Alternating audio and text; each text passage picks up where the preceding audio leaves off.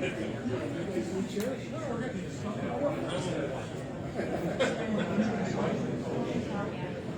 evening, everyone. My name is Marie Keister, and I'm part of the project team to give you an update tonight and get your feedback. We're very delighted to have you here. So to kick us off with some words of welcome, I'm first going to turn it over to the Executive Director of NOACA, Grace Bellucci. Good afternoon, good evening, actually, good evening. Welcome to the I-71 Crossroads Status Meeting. As we spoke the last time I was in front of you, this is a very, very important project for NOACA, for ODOT, and for the region. It certainly is important because of all of the interest in the project, but it's most important because we just have to get the traffic situation right. And that's what we are working on. And we want to ensure that proper planning and engineering principles are used in this process, but more importantly, we want to make sure the public is engaged. That's critical to us, so thank you very much for coming out.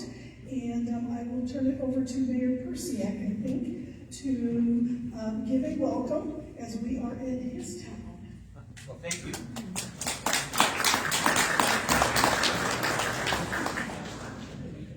Well, good evening, everybody. Welcome.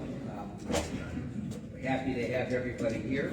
And just a thank you for everyone attending as we continue our study here, as I call the Crossroads Regional Transportation Study, presented by NOACA and ODOT. Grace, special welcome to you. Thank you for being here. She's the Executive Director of NOACA. To my good friend from the city of Brunswick, Nick Hannick, the mayor. Nick, where are you, please? Stand up. Stand up. Let everybody. Yes. So, I'm sure there are, and to all of our council people, the council people from Brunswick, please stand so everybody knows you're here. I don't have all your names. Please stand. And the Strongsville council people, please stand. Thank you for being here. So I can kind of remember who they all are. And then our city engineer is here, Ken McCool, Kenny, please remain standing. We want everybody to know who you are. Okay. And our Lori Daly, okay, our assistant engineer, and also our new mayor from the city of North Royal, Paul Marichek. Please, let everybody say hello to him. You know, this is an ongoing process, as you've heard, and the experts will share their analysis of the traffic issues based on the data that they have collected. They have done a tremendous amount of work since the last public meeting, and will discuss the various alternatives that may help solve those congestion problems that we all experience. The goal for everyone here this evening is to continue to move forward and develop a plan to improve safety and access for Strongsville and Brunswick and all the surrounding areas, and Paul, that includes you, North Road. You will have a chance after the presentation to ask questions and share your thoughts. So again, good evening and thank you. Grace, thank you, and I'm done.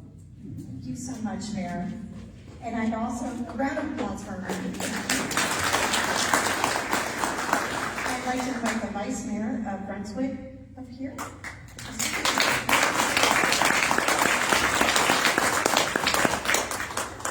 Thank you. I want to start by saying a few words you probably weren't expecting to hear me say. I want to thank the Mayor of Strongsville, Mayor Persiak, for the warm welcome words. And I appreciate so much the Mayor's graciousness and the collaborative positive discussions that we're having in 2026. Thank you everyone for being here as a part of this process. And this is really important to the region, this is really important to our communities, and the hope is that this is a step towards working together more and doing what public officials are expected to do, which is look at data, look at solutions, and collaboratively work together towards the future. I also want to reiterate the thank you to all of the Brunswick City Council members, and all of the Brunswick City Council is here tonight. The city representatives of the city administration for the city of Brunswick, Medina County official, Commissioner Steve Hamley, and Medina County engineer, Andy Conrad. I appreciate everyone coming up here and coming out, and to the Strongsville City Council members, I appreciate you being here as well. Thank you to Grace Gallucci, but most importantly, thank you for all caring about our community and area, you the public, and I appreciate you being here and looking at this and looking at what is a very comprehensive look at problems that we need to work together to solve. Thank you very much.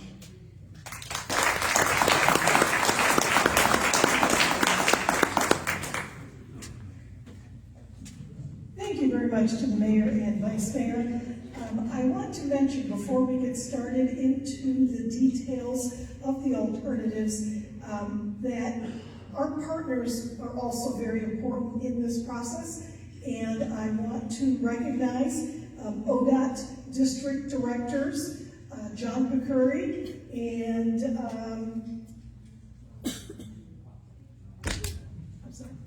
Bob Weaver. Yes, I'm sorry.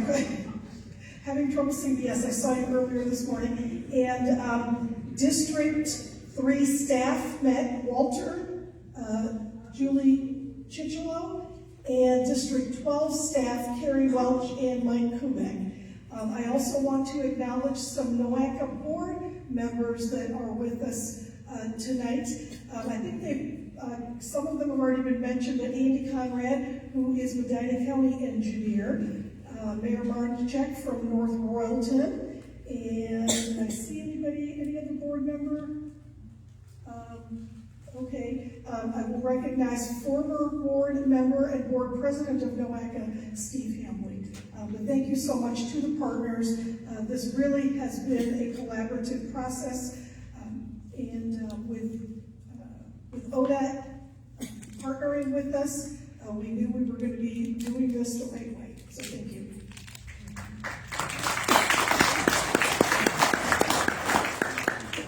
So you've already met me, and in a minute you're going to meet Brandy Copenhagen, and she's new to the team. We had a different lead engineer last fall, but he likes sunny Florida so much that he took a job there so he didn't have to travel all the time. So instead we have a rock star as a project manager you'll get to know tonight.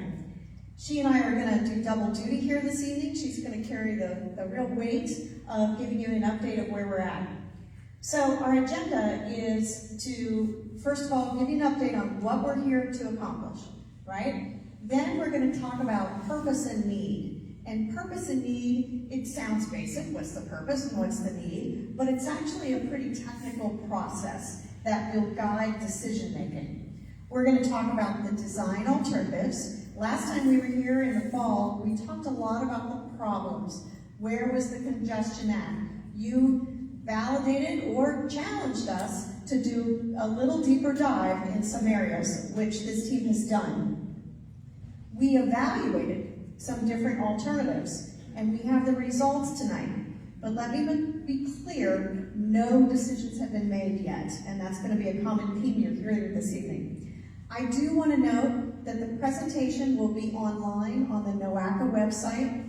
Give us a day or two. We'll try to get it on tomorrow, but worst case, it would be Friday at the very latest. I also want to point out one of our project team members over here is Mark Carpenter, and he is going to be taking notes and recording. This recording is not going to be one that we post. It's only for note-taking purposes, but we just wanted you to be aware that we're doing that. So the format, Brandy is going to cover, with my help, the details, right? And she's got some pretty technical stuff to go through. So we ask that you hold your questions till the end, and then after we get to the point where we're going to do a facilitated discussion. If you came here last time, you'll know that I had you line up and then come up and I held the microphone while you made a comment or asked questions. We're going to do the same format. I'll explain when that time comes around. So hold your questions till the end, and then after we do all that, we'll adjourn here so you can go to the exhibits and talk one-on-one with the engineers. So let me do a quick refresh. Raise your hand if you did not attend a public meeting last fall for this. Okay, so maybe a third of the audience, or a fourth anyway. So this study area, first of all, we're calling it the I-71 Crossroads Regional Transportation Study. It is a joint initiative between NOACA and ODOT, focusing on this I-71 corridor that runs through the cities of Strongsville and Brunswick. The study area is bounded by Center Road, or State Route 303 to the south, Pearl Road, US 42, to the north and west, and West 130th Street to the east. One question we got, a comment at the last public meetings, is there were several people that said, oh, can you extend it here? Can you extend it there? This is a study area. We did not. That's called scope creep. And so we have to maintain our focus on these areas. But having said that, really recognize that there is some overflow and benefits to some of the things we're looking at that will address. I don't want to overpromise, but it's not like there's a hard corridor that we say, oh, we're not looking beyond that. They really do look at the big picture there. We just have to be careful that we don't expand our study limits too far. So the study process is that first we started over a year ago to identify the existing conditions and the problems. And so we went out there, we ran drone footage, we drove the route, all those different things that the engineers do to quantify the problem. And then we came back, and in the fall, we met with you and we told you what we learned. And it was the data that was driving us to share what we had. You asked us to recheck some data, so we did that as well. Then they spent the winter and early spring developing conceptual alternatives. So these are engineers who spent a lifetime looking at problems like this and kind of experimenting, well, what if we did this? What if we did this? And what we'll be presenting tonight are the 6 alternatives that they studied and sharing the results with you, how they held up compared to the purpose and need of the study. So this is where we're at. We're here to tell you what we've learned so far on these draft alternatives. No decisions have been made. We're going to tell you what our findings are and our recommendation on what we should really dig into deeper that shows some promise, but we'll share the results of that this fall. So tonight you're in the middle of the step of the process. And ultimately we get to a recommended preferred alternative, but as I mentioned last time, it's probably not just one silver bullet that solves things. It'll probably be a basket of solutions. So I'm going to turn it over to Brandy here. Thank you. Hi, Brandy Copenhagen, work with HDR, I'm a consultant. We just went through basically these 3 steps, and just a reminder, we're on step number 2. But I will say, is you might have seen that we're a little, when we looked at the bar graph, we are looking ahead at some things that are in the next step, just so you know. And so there's a little bit of foresight here, and I want to say that because I've heard some people say, well, I don't know that I agree with you on, what you defined as a problem. And I will say that, there is still more data, a little more data coming in, and things might change a little bit. But I do think that at this point in time, we do have a really good understanding of the heart of the problem. And that's really the focus here of this feasibility. And feasibility, that term means what's feasible. What should we carry forward into a much more detailed engineering analysis where we can spend more time digging into details, running models, looking at environmental issues, looking at the costs of a project, how would you build it? Those are coming next. But we want to narrow our alternatives. So really the outcome here is to narrow the alternatives to what we consider feasible. So that's the key term. So we're going to introduce this concept. Maybe you've heard it before, maybe you haven't. The purpose and need. And really what this is the language we use in this kind of planning, and it comes from Environmental and Policy Act. And really what it means is, what is the problem? What's the problem statement? You have to really define the problem and have quantifiable definitions of the problem, because if you don't, then you don't know which problem you're trying to solve. You'll just spin your wheels. And so you have to have a very quantifiable problem. That, in our case, is really related to congestion that you're experiencing out here. So these roadways have a purpose. That's the purpose part of this statement. Some of them have different purposes. Some of them are more neighborhood streets. Some of them are meant to carry regional traffic. And so when we're looking at an area that's this large, we have to understand that scope and that context. That different roads have different purposes. So that's part of this purpose and need statement. So we've broken this out into two categories, a primary need statement and a secondary need statement. And again, it kind of goes to that purpose, back to that purpose. There are some roadways out here that have bigger congestion problems than others, just because they carry a heck of a lot more traffic. And because of their vicinity to a major generator, which is the interstate, I-71. And when we hear about the problems that you're experiencing out here, we know, we can see it, the traffic is there, we drove through it today, that interaction of all that commercial activity that you have and that proximity of that interstate, you've got people that are trying to come home, yet there's all that commercial activity that's happening. That's really defining, what's this primary problem. What's driving us? Why are we here? What is that problem we have to solve? And if we don't solve that problem, we should stop looking at that solution. So that's a pretty important factor to understand. The primary need is our primary problem that we're trying to solve. Now there are secondary needs out here. There's other congestion that you're experiencing out here. And we recognize that. They may just be at a little different level. There's just a little less traffic. The road may be a little narrower. It may not be progressing for as long as part of the day. And there might be other ways to solve those problems. And they're not necessarily, that it depends, connected to that primary problem, right?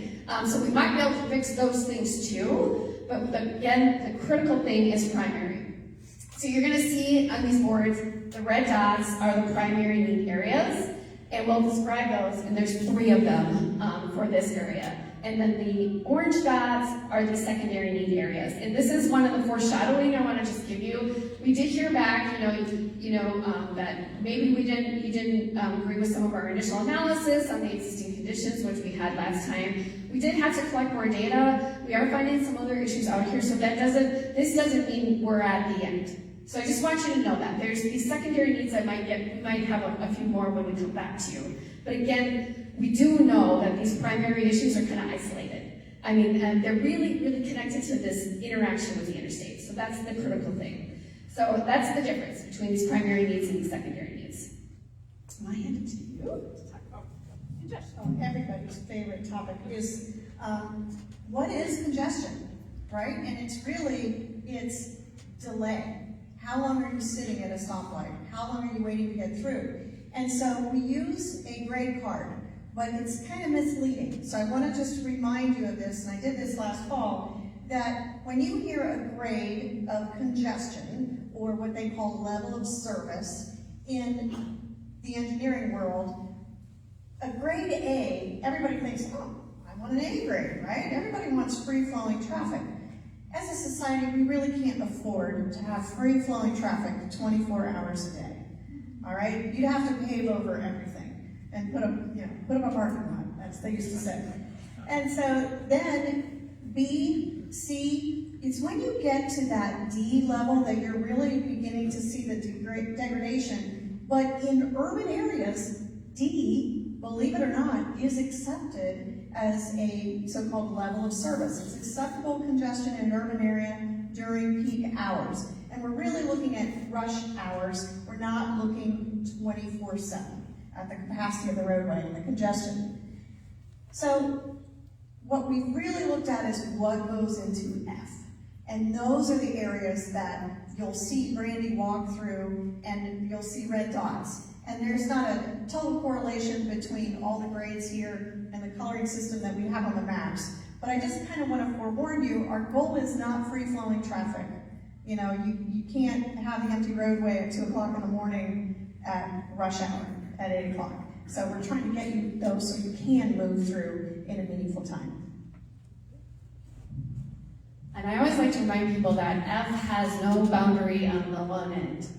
It has a start, but no boundary on the one end. E has a boundary on both ends, right? Once you get to a boundary on the outside of E, you go to F. The F has no boundary. So F can get really bad. And that's important to know, because sometimes we have an F situation and we're like, how do we just make F better? Sometimes, not necessarily all the time. Okay, so these are the 3 locations where we've identified our primary needs. At, say, Route 82 in Howell Road, I think I experienced it today as I was driving through. You see backups almost every single day. Really bad in the peak hour, PM peak hour. We are also seeing issues in the AM peak hour. We looked at, what happens when traffic grows out here, and that only gets worse. And it even has the potential to back up onto the interstate. So that's a real problem. And when you do have backups to this extent, it also affects people getting in and out of access points that are pretty important. And so we recognize that this is a problem we are here to solve. If we can't solve this problem, we should not look at that alternative anymore. Another one is Howell Road. It is sort of connected because of its proximity to that really busy area of 82 and Howell Road, but also Howell Road just sort of has its own issue. It carries a lot of traffic, it carries a ton of traffic. And it loses a lane, and typically a roadway would never be able to carry that much traffic with the amount of lanes, that lane drop that it has. And you're experiencing that. The queues that you're experiencing are into that really bad level of service category. We're in the bad parts of the service stuff. And so this is on its own problem that we are trying to solve, sometimes connected to the other one, but it's also got its own issues. And then 303 is also a roadway that's starting to grow, get a lot of traffic on it.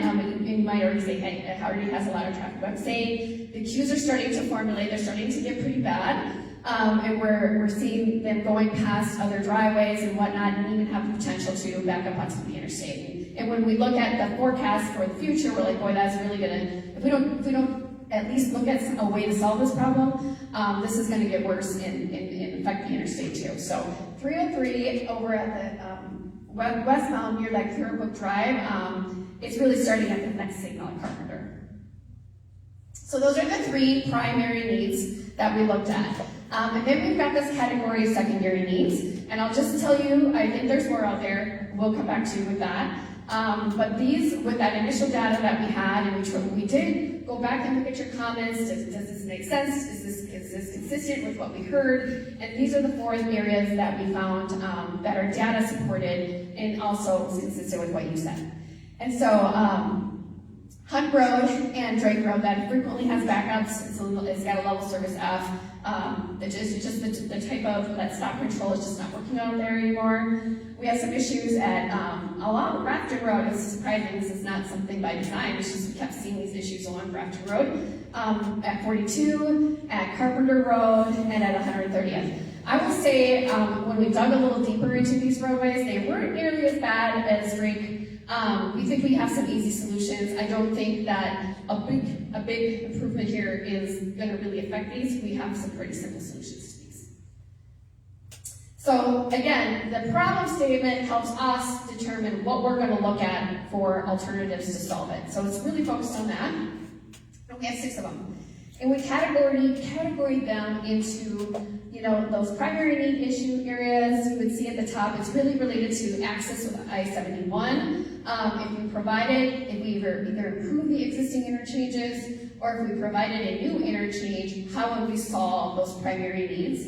And then we had a number of other network improvements that we put them in this Build 6 category, just to see, well, if we did a bunch of other little network improvements, would that solve anything as well? And we didn't really expect it would, but we thought, we at least should look at it, so we did. And also, what that told us is that, hey, some of these little fixes that we have at these other roads, we can actually incorporate to fix those secondary needs as well.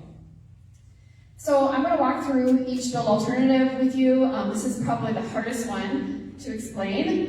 It is a complete redesign of the 82 interchange with 71. It upgrades it to what we call a divergent diamond. This is a new interchange type where you're crossing the lane so that a left turn now turns into like a right turn.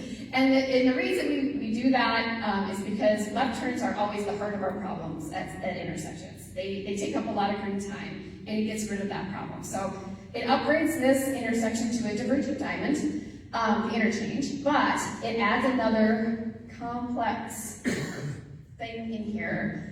Right here, we add another ramp that instead of, if you want to get to this Howe Road area, which is, one of our problem areas, you would continue on this ramp instead of exiting right here. You would continue on and go underneath a ramp and then come up right here.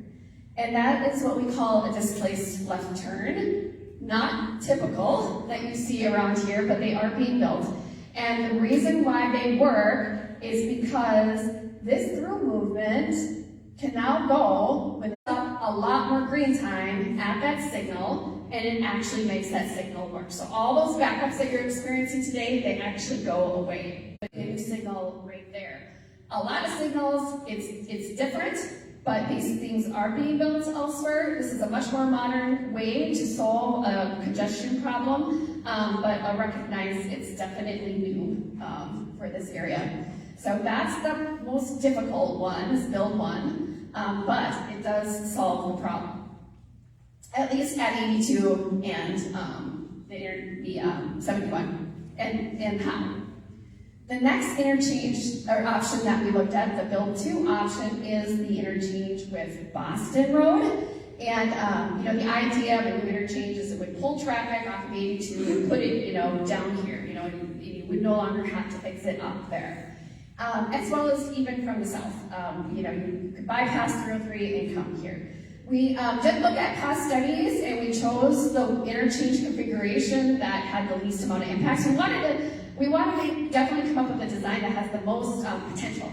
Like, we want to make sure we're really doing the best we can to come up with a design that we think could not just work, but also not be as impactful as what we're trying to do. So anyway, you may have seen these from past studies or not, but because these intersections are so close at Boston, it really complicates putting a diamond interchange in there. So what we have to do is, for those entrance ramps to work, we have to pull them off these side roads.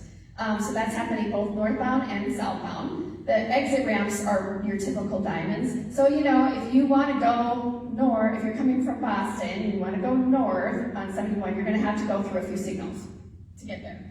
That's the trade-off. And the reason why we chose this design, because it had fewer impacts to the properties. Not zero, but fewer. The third one we looked at is build 3 and interchange at Drake Road. We have more space to do what we call a compact or tight diamond interchange. It also includes, if you notice here, a new signal at Hunt Road.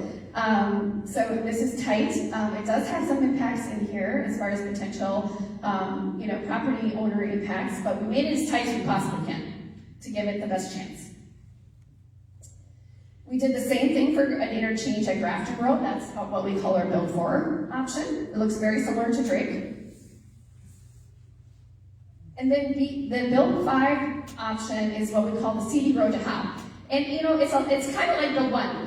In that, build 1 was trying to, take another ramp and sort of, bypass all this activity going on here. Well, this takes another ramp and bypasses this activity and places it right there. And so that's where Powell Road and Shermer intersect. But the one thing we did consider here is to not allow the ramp traffic to go to Shermer or come from Shermer. So you'll see here, there's no through right here at Shermer, and there's no through from the ramp. We have heard some concerns about more traffic going on to Shermer, so we're like, well, what we're really just trying to do is to get people out of this intersection. We can accomplish that, and we don't have to allow that to go through. So that's the concept here. We call it the CD Road to Howe. And it is to Howe, not necessarily Shermer, because again, we're not allowing that ramp traffic through to Shermer. And Brandy, can you explain CD as collectors? Yeah, a CD road is, it's like this separate road that you put on on a freeway, and you would like put a barrier there, and you would have to get off right up here in order to get down here. So you would have to exit here and stay on this barrier separated road to get up there. So you can't come from main line and get off. That's what a CD road is called. It's a collector distributor road. It's just a side road that allows ramp traffic to come on and off of it. That's the point of it. And then this is the Build 6 alternative. I did mention it before. It's one that's just focusing on just local roads. Really not much real interaction with I-71. And we ran it on its own for a couple things. Does it help solve our primary needs? Or does it help solve any other of these secondary needs? So it's just a grouped number of improvements. It doesn't include a widening of Howe Road, because I did say that issue is its own issue, even though it's connected to 82. And also that 303 primary need issue, this is just adding a lane. We call it like extending this ramp all the way to Carpenter. That's where the backup is starting. We thought that it would have some promise in solving that problem. Grafton Road, we're looking at some turn lanes on Grafton Road, and then a signal at the Drake and Hunt Road intersection. And we combine those, and again, it did tell us that. So the next piece is, well, what did we analyze and what were the results? So what did we evaluate? Again, we have to always measure against whether or not we solve our problems. And the primary need is going to be a much more important thing to emphasize than secondary, because there's things we can still do with secondary needs, but you have to solve that primary need. So how well does intersection congestion improve? At every one of these intersections that we've identified. But again, if there's a fatal flaw in this alternative, it's because it didn't solve a primary need. How well is intersection delay relieved? So these are together. This is level of service, this is just delay. Because like I said, the level of service F has no boundary. Just remember that. So sometimes just making F better is a good option. How well does network travel time improve? So there might be network benefits to any of these. Like it has like a greater network impact on improving travel times for all of the network that we're looking at in that study area. How does circulation improve? This is a pretty critical thing. This is really kind of the root of what people are concerned about if we build another interchange, is that how are you going to change the traffic in front of my house? Or on that road, right? And then we also looked at the possible effects on each alternative. We looked at how truck routing and connections might be affected. We looked at local road operations. This is tied to these two, to circulation. We looked at what are the right-of-way impacts, any major utilities, what is the overall cost, and I will say we did not come up with a number. We looked at very expensive elements and we added them together. We know bridges are very expensive. We know that highway lanes are really expensive. We know that major utilities and moving them are really expensive. We know right-of-way is really expensive. So we don't have a cost here, just want to make that clear. And then there's the driver familiarity, and we recognize that we provided an alternative, Bill 1, which is different. And it's just want to be transparent about that. So this is one of the biggest outcomes that we saw when we looked at this. We used the NOACA model to help us understand that if we put this improvement in, how does traffic change in the area? And the red is meant to show you, and we have exhibits here which actually has data that goes along with it. These red are kind of what lit up in the network of roadways that we expect to see operational problems if we were to do the build alternative. So our build alternative has tails, if you will. It has other effects on the network. So I'll just start with build 1. We thought that if we just put in, we widened Howe to Shermer, we maybe would just solve the problem, but what the analysis told us is no, we still have a problem on Howe Road from Shermer to Drake, if we do that. So we're saying we're probably gonna have to go and do something about that. So it's gonna be connected to that alternative. We also found that the Build 6 alternative was telling us that if we just put that Hunt Road signal here, this alternative gets better. Also, that 303, that extended lane, this alternative gets better. And you'll see the results of that. Build 2, this is the Boston Road interchange. We saw a lot more roads light up due to the recirculation. These roads we would expect to have some operational problems. We still see a problem on Howell Road, so that doesn't go away completely. It does get better, but not completely. Boston Road, the whole way between 42 and 130th would likely need an upgrade.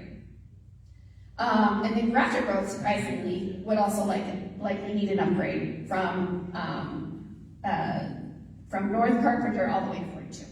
So this one definitely showed a lot more red than the others, I'll just say that. Build 3 had the least amount of reds. We are showing that Drake would likely need an upgrade between Howe and 130th. But nothing else. Nothing else really needs to happen. Not even the stuff down here, which is interesting. Build 4, and like I said, there might be other little tweaks that we have to do out here, but we're looking at the big picture, the 50,000 foot issues. Grafton Road was similar to Boston, where we still had a lot of upgrades we would have to do. Howe Road would still need a major upgrade. Grafton Road would now need a pretty big upgrade if we're building an interchange there. Build 5, again, that is the CD Road to Howe. And this this is not surprising. We would expect that we would have to upgrade Howe still if we were to put that CD Road to Howe. So that's what this is showing, Howe all the way down to Drake. But we also learned that putting that signal at Hunt and the North Carpenter 303 improvement makes this work better. And then Build 6, it doesn't light up this map, but you'll see later that it doesn't solve our primary needs. So instead of going through every number, which they do exist, they're over here, we just put this all on one slide. All of that criteria that we looked at, how did we perform? And we categorized them in a good performance, a fair performance, and a poor performance. And I'll go back to the issue with the primary need. We are seeing that the Grafton Road interchange, Build 4, and this is what we expected, the Build 6 alternative, does not solve the problem at 82 and Howell Road. There's nothing we can add to it to make it solve the problem. So right away, right off the bat, you're going to see in our materials, this is not a solution. These two solutions should not carry forward by themselves, especially Grafton. It really wouldn't be worth building an interchange there because you haven't solved the problems. But we did learn, and that's with these B6, that if we incorporate some of these B6 options into these all turn green. So you can see Build 1, 2, 3, and 5 in the primary needs categories all are green, although we do have a fair here for Drake. And you'll see the numbers, it is fair. I mean, it does still carry a lot of a lot of traffic on Howell Road, but it's not in F anymore. It's fair, but it's in that E category. And then we look at all these other intersections. You can see that, some of these secondary needs, Grafton doesn't solve those problems. We did note that the local road circulation, just overall circulation, that was why, Boston Road had all the red. It doesn't really improve local road circulation, so Boston Road didn't perform very well there. But up here, they're okay. I would say just this one still performs pretty poorly, even though it's really kind of a fatal flaw up here. The truck travel time, there's some good and bad results here. We did notice that Drake Road makes truck travel time better, but also it attracts trucks to Drake Road. And we have looked into what can we do about that. It's not really the place where you should put trucks. And so you can sign it. We wouldn't encourage trucks to go here, and you can sign it to prohibit trucks. We have that in other places, and it is a good way to make sure that trucks don't go there. So this is not really a defining criteria, but it told us something. Build 1, when you look at the right-of-way impacts, we looked at how many parcels, how many acres, how many relocations. They all have an impact on how it affects people. Definitely relocations are probably the worst, but you can see that here build one has a lot of yellow, and we do have, so it's fair, but we do have some poor where construction impacts and that design familiarity I brought up was red because it's not a familiar design. But the construction impacts, we do recognize there's so much traffic at this roadway, it's going to be tough to build that improvement. It's just going to be tough on the community. We can do it, it's just going to be tough. It's going to be tough for the community when you do it. But I would say what really stood out is all of the red on Boston Road. And that's related to all of these issues that it creates by putting all this other traffic and on all these other roads that we have to go and address as well. So Boston Road, while it does solve the problems that we're showing up here, it's got a lot of impacts. And that's part of our, you'll see that how that shakes out in our recommendations. Again, Grafton Road really not in play anymore. Build 5 has some similarities to Build 6. It's got some trade-offs. You see a negative here. There's still a lot of right-of-way impacts with that Hell Road upgrade that we likely have to do. So what does that mean? This is just another way to show these alternatives. Again, the red is no, we can't move forward with these. They don't solve the problems. This yellow though is, yeah, it solves our problems, but it's more impactful than the green. And that's what we're trying to demonstrate with this. So what we're trying to do is narrow the alternatives to the feasible alternatives. And that's why we've come to these recommendations. Again, specifically, we don't solve the problems with the Grafton Road interchange, so they should be off the table and not be carried forward. Build 2 does solve the problems, however, it's got a lot of trade-offs, it's got a lot of impacts, and therefore we're recommending to remove it from further consideration since we have 3 options still on the table that we can take much deeper dive on, truly understand the cost. Oops, sorry about that, I got a little crazy. Better understand the cost, better understand the constructability, better understand any kind of impacts to environmental issues. That was not necessarily in this list. But yeah, the screening is saying carry forward, build 1, 3, and 5 into a much more in-depth analysis and come back to you with what that analysis says. So again, this is a reminder where we're at. I have said that we are somewhat into this area because we have gotten some more data. But yeah, that's where we're at. We're here to hear you out. All right, give my mic a second. And while we are, while we're getting organized here, I'd like to invite, we have a couple of people designated to help respond to questions. I think they know who they are. Julie, you are one of them. Lori is on her way up. I think we have Mike. Yep, they're on their way. So what we're doing here is, first of all, I want to tell you again, this presentation will be available on the website. You can also find